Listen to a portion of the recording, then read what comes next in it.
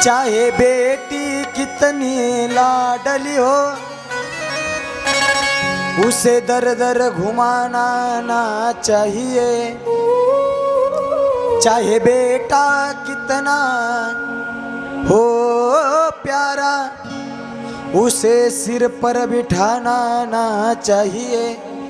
ऐका बरं, ते गीतकार वर्णन करते।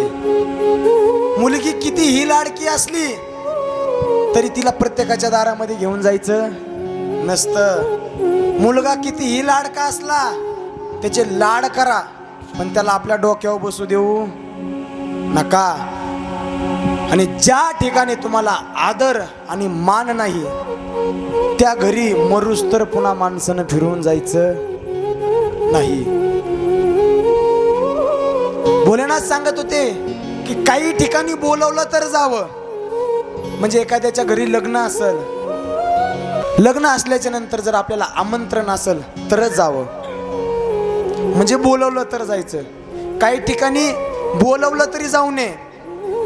एखादा आपला मित्र शिरसाळ्याला बसला एखाद्या ढाब्यावरती, त्यांना फोन केला, अरे ये मी बसलोय, पुरं बिल भरतो। ते जरी म्हणला मी बिल भरतो तरी माणसानं गेलं नाही पाहिजे, म्हणजे बोलवलं तरी जाऊ नये।